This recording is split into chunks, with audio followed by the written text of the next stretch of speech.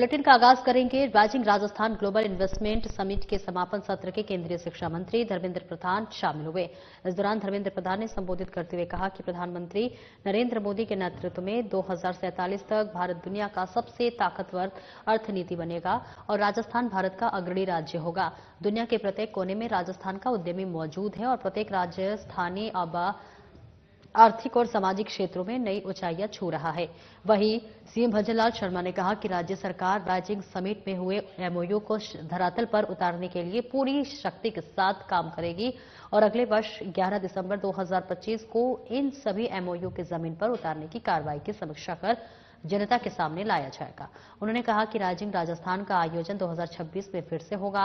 असीम संभावना से भरपूर राजस्थान की उद्यमिता और विकास के शिखर को छूने की क्षमता है।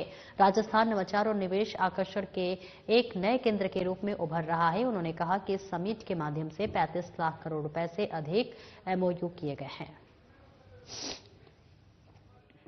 मैं आपको बताना चाहता हूं, ये 9-10-11 का rising Rajasthan global investment summit जो आयोजित हुआ है, आज इसका समापन हुआ है। मैं कह सकता हूं देश के यशस्वी प्रधानमंत्री नरेंद्र मोदी जी के नेतृत्व में जिस तरह से राजस्थान के प्रति लोगों का आकर्षण, 32 देशों के लोग उसमें सम्मिलित होना, उद्योगपतियों का बहुत बड़ी संख्या में सम्मिलित होना, प्रवासी राजस्थानियों का आना, ये हमारे लिए बहुत बड़ी बात है। और मैं जैसा कहता हूं कि राजस्थान में अपार संभावनाएं हैं और वो हर क्षेत्र में है। इसलिए मैं कह सकता हूं कि उन संभावनाओं को देखते हुए आज हमारे 35 लाख करोड़ रुपए के एमओयू हुए हैं। मुझे विश्वास है देश के यशस्वी प्रधानमंत्री नरेंद्र मोदी जी के नेतृत्व में इसमें नीचे उतर के भी आएंगे और राजस्थान में जो आवश्यकता है एक राइजिंग राजस्थान की, एक उत्कृष्ट राजस्थान की, एक विकसित राजस्थान की, निश्चित रूप से वो विकसित राजस्थान बनेगा। और देश के यशस्वी प्रधानमंत्री नरेंद्र मोदी जी कहते हैं कि विकसित राजस्थान बनेगा तो विकसित भारत की जो कल्पना है वो पूरी होगी। मैं आज के समापन के अवसर पर मैं सभी को धन्यवाद देना चाहता हूं। सबसे पहले तो मैं हमारे देश के यशस्वी प्रधानमंत्री जी को देना चाहता हूं, हमारे केंद्रीय मंत्रिमंडल के सदस्यों को देना चाहता हूं, उन सभी देशों के प्रतिनिधि आए उनको देना चाहता हूं, मैं उद्योगपतियों को देना चाहता हूं, प्रवासी राजस्थानी भाइयों को देना चाहता हूं, मेरे मंत्रिमंडल के साथियों को देना चाहता हूं और सभी अधिकारी जो इस समिट के मध्य जो इसमें लगे हैं उन सभी को दिल की गहराइयों से बहुत बहुत धन्यवाद देना चाहता हूं। निश्चित रूप से ये समिट राजस्थान की 8 करोड़ जनता के लिए एक मील का पत्थर साबित होगी, राजस्थान को उत्कृष्ट बनाने के लिए मील का पत्थर साबित होगी। और राज्य सरकार के कार्यकाल का 1 साल पूर्ण होने के मौके पर 12 दिसंबर को जयपुर में रन फॉर विकसित राजस्थान 2024 का आयोजन किया गया, जिसमें मुख्यमंत्री भजनलाल शर्मा ने जनपद स्थित अमर जवान ज्योति से रन फॉर राजस्थान को हरी झंडी दिखाकर रवाना किया। इस बीच अचानक मंच से उतरकर मुख्यमंत्री भजनलाल शर्मा भी दौड़ लगाने लगे। इसके बाद मुख्यमंत्री को अपने साथ दौड़ते देख धावकों में उत्साह व्याप्त हो गया। इस मौके पर सीएम भजनलाल शर्मा ने कहा कि ये दौड़ आज हर जिले में हो रही है। ये दौड़ हमारी एकजुटता दिखाती है। हम चाहते हैं कि युवाओं को दिशा मिले। हमारे युवा हमारे धरोहर हैं। युवा आगे बढ़ेगा तो राज्य और देश विकसित होगा। और वहीं राजस्थान के खिलाड़ियों ने राज्य और अंतर्राष्ट्रीय स्तर पर पदक जीते हैं। सीएम ने कहा कि हर साल 12 दिसंबर को रन फॉर विकसित राजस्थान का आयोजन होगा। कार्यक्रम में मुख्यमंत्री की ओर से अंतर्राष्ट्रीय पदक विजेताओं को सम्मानित भी किया गया।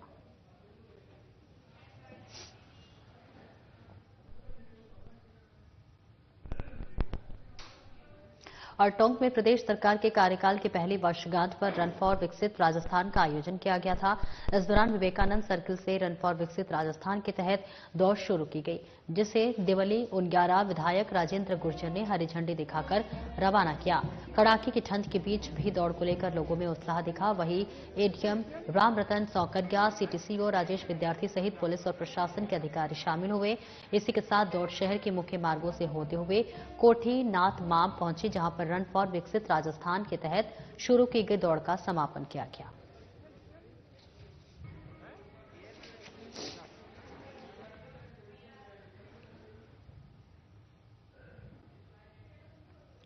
और राजस्थान की भजनलाल सरकार के कार्यकाल की पहली वर्षगांठ पर कृषि ऑडिटोरियम में जिला स्तरीय रोजगार मेले का आयोजन हो रहा है। देवली उनियारा विधायक राजेंद्र गुर्जर ने भी कार्यक्रम में शिरकत की है। वहीं जिला कलेक्टर सौम्या झा और प्रभारी सचिव मौजूद भी रहे और वहीं कार्यक्रम के तहत छात्राओं को 853 स्कूटियां भी वितरित की जाएंगी। साथ ही 353 युवाओं को नियुक्ति पत्र भी दिए जाएंगे, जिसको लेकर युवाओं में उत्साह दिख रहा है।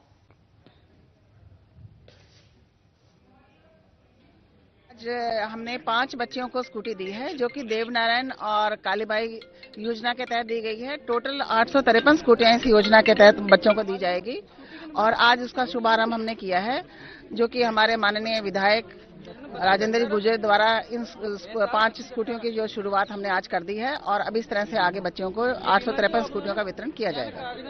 किस तरह के मार्क्स लाने वाली बच्चियों को स्कूटी दी जाती है? इसमें जो मेधावी छात्रा हैं उनको दी जाती है और अलग अलग स्कीम के तहत है ये स्कूटियों का जो वितरण जो किया जाता है।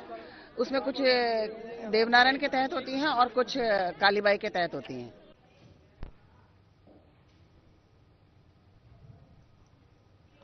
और वहीं राज्यसभा सांसद और बीजेपी प्रदेश अध्यक्ष मदन राठौर ने कहा कि प्रधानमंत्री नरेंद्र मोदी युवाओं की शिक्षा और रोजगार के लिए नए अवसर प्रदान करने के लिए संकल्पबद्ध हैं। मोदी सरकार की ओर से लगातार युवाओं को आत्मनिर्भर बनाने की दिशा में कार्य किया जा रहा है।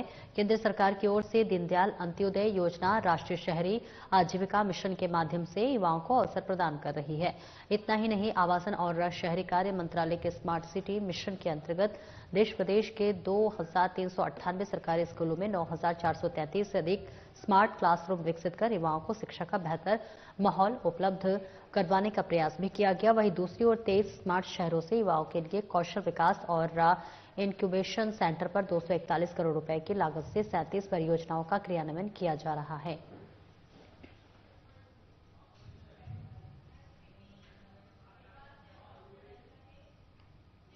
और राजस्थान सरकार में कौशल विकास और उद्यमिता मंत्री कर्नल राज्यवर्धन राठौर ने बुधवार को उप राष्ट्रपति जगदीप धनखड़ के प्रेरणादायी मार्गदर्शन और गणमान्य अतिथियों की गरिमामयी उपस्थिति में जयपुर में सोहन सिंह स्मृति कौशल विकास केंद्र लघु उद्योग भारती के लोकार्पण समारोह में सहभागिता की और एक पेड़ मां के नाम अभियान के तहत पौधारोपण किया।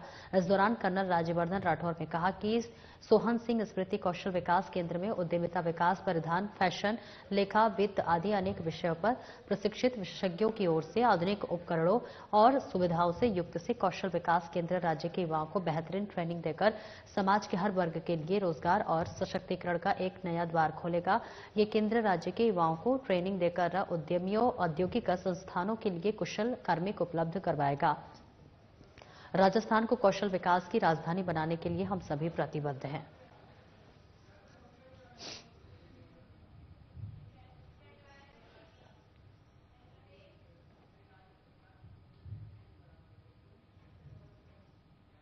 और वहीं राष्ट्रीय लोकतांत्रिक पार्टी के अध्यक्ष और नागौर सांसद हनुमान बेनीवाल ने लोकसभा में नियम 377 के तहत किसानों की कर्ज माफी की मांग उठाई है।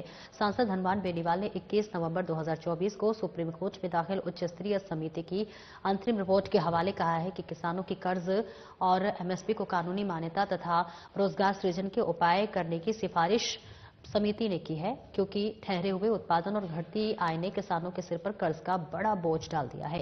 सांसद ने समिति की रिपोर्ट के हवाले से कहा कि 30 वर्षों में 4 लाख से अधिक किसान और खेतिहर मजदूर आत्महत्या कर चुके हैं, जो इस बात का प्रमाण है कि देश के विकास किसानों की आर्थिक स्थिति में व्यापक सुधार की जरूरत है।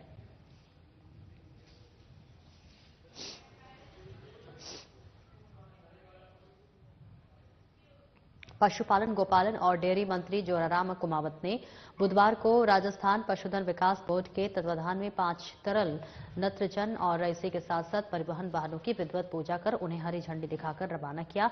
तरल नत्रजन पशु नस्ल सुधार के लिए किए जाने वाले कृत्रिम गर्भाधान में काम आता है। इस मौके पर पशुपालन मंत्री ने कहा कि तरल नत्रजन के वितरण के व्यवधान को सुगम और सुदृढ़ बनाने की दृष्टि से भारत सरकार की 100% वित्त पोषित राष्ट्रीय गोकुल मिशन योजना के तहत 15 जिलों को नत्रजन परिवहन वाहन जून में उपलब्ध कराए जा चुके हैं और अब इन 5 जिलों में वाहनों को उपलब्धता से अधिकांश जिलों को सुविधा प्राप्त हो गई है, जिससे कि विभागीय कर्मचारियों को अधिक वजन उठाने की समस्या से मुक्ति मिलेगी। साथ ही जान के खराब होने की संभावना को भी कम रहेगी। उन्होंने बताया कि तरल नाइट्रोजन के भंडारण व्यवस्थाओं को सुदृढ़ बनाने के लिए वाहन आपूर्ति की अतिरिक्त आवश्यकता अनुसार राज्य के 29 जिलों के 3000 लीटर क्षमता के नवीन साइलो को भी स्थापना की जा चुकी है।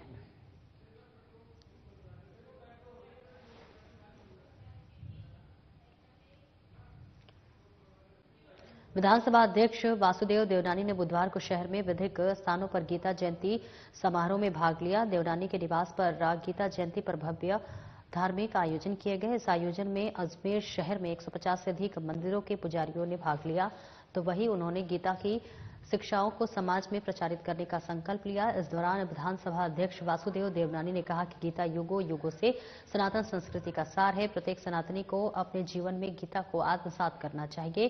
गीता इस दुनिया की सभी तरह की समस्याओं का समाधान है। भगवान श्री कृष्ण ने अर्जुन को जो ज्ञान दिया वो हमेशा प्रासंगिक रहेगा। गीता की पवित्रता सनातन की सबसे अहम और खूबसूरत शिक्षा है।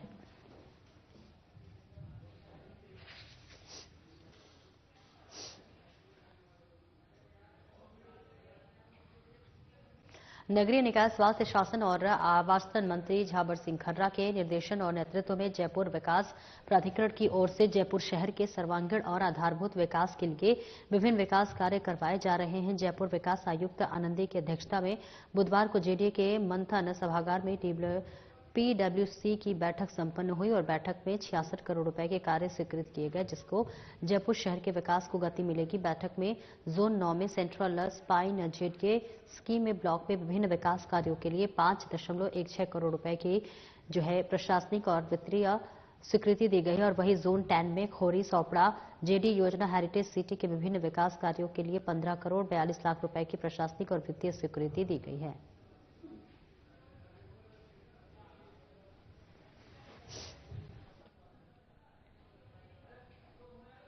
अनूपगढ़ में हिंदू समाज के लोगों ने बांग्लादेश में हिंदुओं पर हो रहे अत्याचारों के विरोध में आक्रोश जताया है। आक्रोश यात्रा भी निकाला है और ये यात्रा प्राचीन शिव मंदिर की शुरू हुई और शहर के मुख्य मार्गों से होते हुए जिला कलेक्ट्रेट पर समाप्त हुई। बड़ी संख्या में लोग इस यात्रा में शामिल हुए और अपनी नाराजगी जाहिर की है। आक्रोश बढ़ता देख यात्रा का नेतृत्व हिंदू संगठन के मनोज जोशी ने किया है। उन्होंने कहा कि बांग्लादेश में हिंदू और साधुओं पर हो रहे अत्याचार दिन ब दिन बढ़ते जा रहे हैं। उन्होंने यह भी बताया कि बांग्लादेश, पाकिस्तान और अफगानिस्तान जैसे देशों के पहले दिन बहुसंख्यक समुदाय के हुआ करते थे, लेकिन अत्याचारों के चलते उनकी संख्या अब बहुत कम होती जा रही है। और यात्रा के समाप्ति पर जिला कलेक्ट्रेट पहुंचकर जिला कलेक्टर अवधेश मीणा को राष्ट्रपति के नाम ज्ञापन सौंपा गया है। ज्ञापन में बांग्लादेशी हिंदुओं पर हो रहे अत्याचार को लेकर उसे रोकने की मांग की गई है।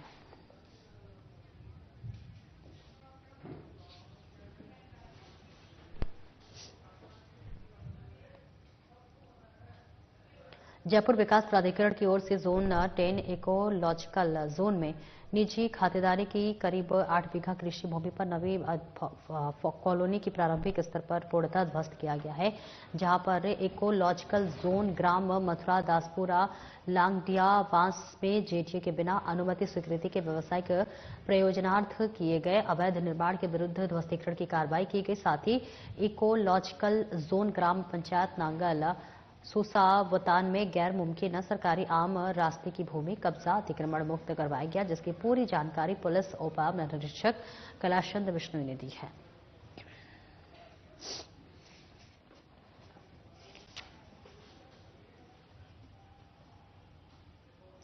जयपुर रंगमंच के सतरंगी रंगों और कलापूर्व एवं संस्कृति के सुगंध के कारोबार करने वाले 13वें जयराम की बुधवार को शुरुआत हुई। Shri M bands theatre family society कला और संस्कृति विभाग राजस्थान, केंद्रीय संस्कृति मंत्रालय और जवाहर कला केंद्र जयपुर के संयुक्त तत्वाधान में महोत्सव का आयोजन किया जा रहा है। IPS Hemant Sharma, additional commission food safety Pankaj Kumar Ojha, JKK की अतिरिक्त महानिदेशक Alka Meena, 3M bands theatre family society की ओर से बाई के नरुला और हेमा गौरा ने दीप प्रज्वलित कर महोत्सव का विधिवत उद्घाटन किया है। सभी ने खुशबू ए राजस्थान और पिटारा प्रदर्शनी का अवलोकन किया। पहले दिन देशराज गुर्जर के निर्देशन में गोवर्धन से जूते नाटक का मंचन हुआ है। साथ ही गजब संग्रह जगजीत सिंह पर आधारित फिल्म कागज की कश्ती फिल्म की स्क्रीनिंग गई और इसी के साथ साथ ब्रह्मांड एस सिंह निदेशक फिल्म की स्क्रीनिंग के बाद निदेशक दर्शकों से रूबरू हुए।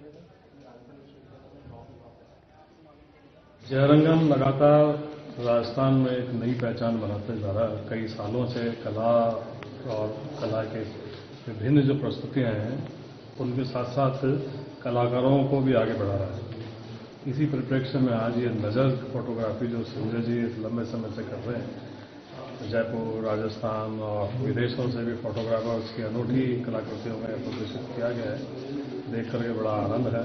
और कुछ फोटोग्राफ्स तो इतने अच्छे हैं कि उन्हें बार बार देखने का मन करता है और भविष्य में भी आगे इसी तरह से जवाहर कला केंद्र के साथ अच्छी चीजें होती रहें, इसके लिए शुभकामनाएं देता हूँ। प्रधानमंत्री नरेंद्र मोदी के फिट इंडिया खेलो इंडिया की तर्ज पर एसएस स्टेडियम में सीनियर नेशनल वॉलीबॉल प्रतियोगिता के ओपन सिलेक्शंस ट्रायल का सफल आयोजन किया गया। प्रतियोगिता में राज्य और अंतर्राष्ट्रीय कुल 140 से अधिक खिलाड़ियों ने हिस्सा लिया, जिसमें से पुरुष वर्ग के 80 और महिला वर्ग के 60 खिलाड़ी सम्मिलित हुए। खिलाड़ियों का चयन एड हॉक कमेटी की ओर से मनोनीत राजस्थान, गुजरात और उत्तराखंड में आए हुए सदस्यों ने किया। इस दौरान सैनिक कल्याण बोर्ड अध्यक्ष प्रेम सिंह बाजौर ने खिलाड़ियों से रूबरू होते हुए कहा कि युवा शक्ति के सर्वांगीण विकास में खेलों की महत्वपूर्ण भूमिका होती है। उन्होंने कहा कि राज्य में प्रतिभाशाली खिलाड़ियों को वॉलीबॉल के अध्ययन से माध्यम से आगे बढ़ाया जाएगा और खेल और खिलाड़ियों के लिए सकारात्मक वातावरण का निर्माण किया जाएगा।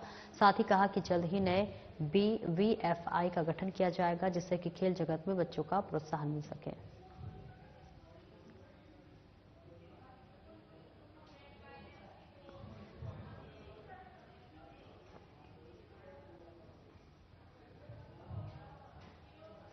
टोंक के नेशनल हाईवे 52 पर वैष्णो देवी मंदिर के पास एक ट्रैक्टर ट्रॉली और बाइक के बीच हुई भीषण भिड़ंत में बाइक सवार 2 युवकों की मौत हो गई, जबकि बाइक सवार एक युवक हादसे में बुरी तरह से घायल हो गया है।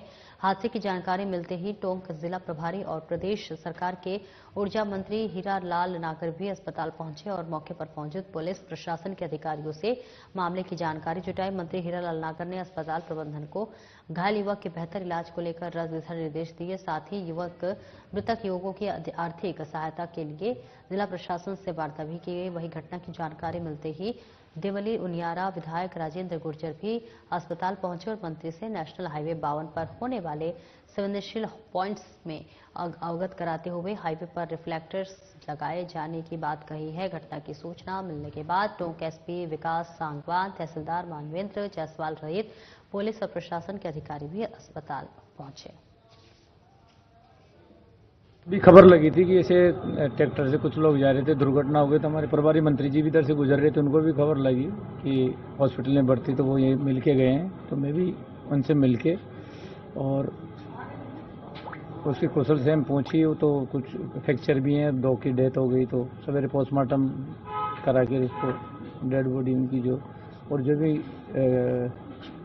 कानूनी जो कार्रवाई है वो सब एसपी साहब हैं, सभी लोग कर रहे हैं। और जो भी यहाँ हॉस्पिटल में जो भी यथासंभव मदद होगी उनकी मदद की जाएगी। ट्रैक्टर्स कहीं ना कहीं नहीं लगाए गए, एनएचआई की ओर से कहीं ना कहीं लापरवाही है, उसको लेकर किस तरह से एक्शन? मंत्री जी ने अभी बात की है, तो वो खुद एनएचआई वालों से बात करके कल, और इनका जो भी वहाँ लाइटों का या रिफ्लेक्टर की जो भी कोई कमी है, ब्रेकर बनाने जो भी कोई होगा, तो उनसे बात कर इसका समाधान करेंगे, ताकि आने वाले समय में दुर्घटना नहीं हो और किसी की जान नहीं जाए। इसके लिए बातचीत करके इसका कल ही वो बुलाएंगे, कल के लिए उन्होंने कहा कल बुला के, और हम भी बात करेंगे एनएचआई वालों से। ये दोनों तीनों एक कुछ जयपुर काम कर रहे थे और हमारे कोटा और 12 से हैं। तो एकदम मुझे पता लगा कि एक एक्सीडेंट हुआ है और एक अचानक नीचे से कोई ट्रैक्टर आने से मोटरसाइकिल से भिड़ गया, जिससे ये एक्सीडेंट के बाद में पता लगा कि 2 और एट द स्पॉट ही वहाँ एक्सपायर हो गए। एक के फ्रैक्चर है, दोनों हाथ और एक पैर में। तो उनको देखभाल करके एक बार मैंने कहा कि अच्छे से उसकी देखभाल भी की जाए, प्रॉपर उसको इलाज हो जाए, ताकि उसको कोई कमी नहीं रहे। और निश्चित रूप से गंभीर एक्सीडेंट हुआ है। तो मैं रास्ते में ही था, एकदम पता लगा, तो जैसे ही फिर मैं देखने के लिए आया। कांग्रेस नेता और पूर्व मंत्री प्रताप सिंह खाचरियावास ने बीजेपी पर निशाना साधा है। उन्होंने कहा कि राइजिंग राजस्थान के नाम पर राजस्थान की सरकार ने जयपुर के लोगों को रास्ते बंद करके बंधक बनाकर रख लिया है। पिछले 15 दिन से सभी रिहर्सल के नाम पर कभी वीआईपी मूवमेंट के नाम पर सभी रास्ते बंद कर दिए जाते हैं। लंबे लंबे जाम लग जाते हैं और लोग परेशान हो रहे हैं। सभी बीमार आदमी अस्पताल नहीं पहुंच सकता है तो लेकिन राजस्थान की सरकार को जनता की परेशानियों से कोई सरोकार नहीं है। वही खाचरियावास ने कहा कि अरबपति को खरबपति बनाने के लिए, लखपति को करोड़पति बनाने के लिए बड़े बड़े उद्योगपतियों को जनता की खून पसीने की टैक्स की कमाई से 5 स्टार होटल में सरकारी मेहमान बनकर मौज मस्ती कराई जा रही है। इसी के साथ पूर्व मंत्री खाचरियावास ने जमकर निशाना साधा। देखिए, एमओयू होने से पहले मुख्यमंत्री का प्रधानमंत्री के सामने ये बयान देना कि 35 लाख करोड़ के एमओयू हो गए, ये एक मुख्यमंत्री को कि इस तरह का बयान इसलिए नहीं कि एमओयू होने से पहले आपने 35 लाख करोड़ के एमओयू घोषित कर दिए, कितने जमीन पर उतरेंगे, कितने एमओयू हो पाएंगे, ये सारी अभी भविष्य के गर्भ में है। और आपने आप मुझे मानिए 1 महीने से जयपुर को बंधक बना रखा है। 4 महीने से जयपुर की जनता परेशान है। आप पूरी दुनिया से, सब जगह से लोगों को आज ला रहे हैं जयपुर में लाकर घुमा रहे हैं। वो लोग घूम रहे हैं, मजे कर रहे हैं। सरकारी खजाना जो जनता की खून पसीने की कमाई का है, वो राइजिंग राजस्थान के नाम पर उस सरकारी खजाने से रामबाग होटल में बड़े बड़े रईसों को, उद्योगपतियों को ठहराया गया। फ्री में भोजन, फ्री में खाने पीने का सामान, नाच गाने वाले सब व्यवस्था आपने उनकी कर दी। लेकिन जयपुर के सारे ठेलेवालों को उजाड़ दिया, दुकानदार को उजाड़ दिया, लोगों की दुकानें बंद करा दी। रात में दिन में गिरफ्तारियां कर रहे हो, छात्र नेताओं को बंद कर दिया। सबको, वो तो छात्र नेता तो चलिए आपने कर दिए बंद, आपने गरीबों को उठा के बंद कर दिया। पूरी रात लोगों के चालान होते हैं, लोग रोड पे जाते हैं, उनको उठाकर बंद कर, लोग डर के मारे घर से निकलना बंद कर दिया लोगों ने, क्योंकि रास्ते बंद पड़े हैं। पूरा जयपुर बंधक है। आप मुझे बताइए, ऐसा कभी होता है कि राइजिंग राजस्थान के नाम पर जयपुर की जनता को तो आपने बंधक बना लिया, सारे रास्ते बंद कर दिए, परेशान कर दिया, सारे 30 ठेलों को उजाड़ दिया, पूरे जयपुर को उजाड़ दिया। किसको दिखाना चाहते हो आप ऐसा जयपुर? आप सारे पर्दे डाल दिए, गंदगी पर, कचरे पर, कच्ची बस्तियों पर, गरीब पर आप पर्दा डाल के ढक दिया। तो गरीब यदि सड़क पर निकल रहा है तो उसको निकलने नहीं दे रहे। अब आप कपड़े देखकर रवाना करोगे सबको। जितना खर्चा आपने राइजिंग राजस्थान में किया, ये आप एक अरबपति को खरबपति बनाने के लिए, करोड़पति को अरबपति बनाने के लिए, लखपति को करोड़पति बनाने के लिए कर रहे हो ना आप जयपुर में जाकर देखो, ये फोर्टिस को आपने जमीन दी थी 1 रुपए में, बिरला हॉस्पिटल को जमीन दी थी 1 रुपए में। ये कर रहे हैं क्या? 25% इलाज फ्री, ये जमीनें लेकर मजे कर रहे हैं। ये सारी जमीनों की बंदरबाट हो जाएगी, जबरदस्त करप्शन होगा। राजस्थान टारगेट बॉल एसोसिएशन की सालाना साधारण सभा की बैठक झोटपाड़ा स्थित एक निजी होटल में आयोजित हुई, जिसमें युवा नेता सुरेश यादव को सर्वसम्मति से राजभवन टारगेट बॉल एसोसिएशन का प्रदेशाध्यक्ष चुना गया। इस दौरान उन्होंने कहा कि राजस्थान और गांव-गांव तक टारगेट बॉल खेल को पहुंचाना जाएगा, जिससे ग्रामीण क्षेत्र की प्रतिभाएं राष्ट्रीय और अंतर्राष्ट्रीय स्तर पर अपनी पहचान बनवा सकें। बैठक में मुख्य अतिथि के रूप में टारगेट बॉल संघ के महासचिव डॉक्टर सोनू शर्मा और वही राजस्थान टारगेट बॉल संघ के वेयरमैन गौरव शर्मा, सचिव महेंद्र कुमार राव बाना, उपाध्यक्ष अश्वनी कुमार वर्मा, उपाध्यक्ष हिम्मत सिंह बैरवा, उपाध्यक्ष सुरेंद्र सिंह चौधरी, उपाध्यक्ष स्वरूप के सिंह भाटी समेत कई लोग मौजूद रहे।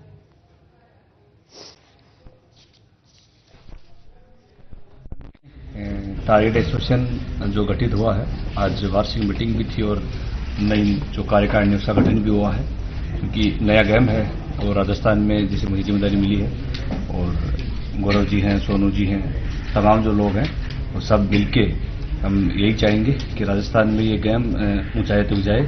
और हमारा एक मकसद ये रहेगा कि जो ग्रामीण परिवेश से जो हमारे छोटे भाई हैं तो ये चाहते हैं, क्योंकि वो जो गेम पुराने गेम जो हैं उन्हें बड़ा कंपटीशन है और राजनीति भी है, तो हम ये चाहते हैं कि राजनीति से दूर हटके एक ऐसा गेम हो जिसमें बिल्कुल फेयर तरीके से ग्रामीण प्रदेश के जो बच्चे हैं वो नेशनल इंटरनेशनल तक खेलें।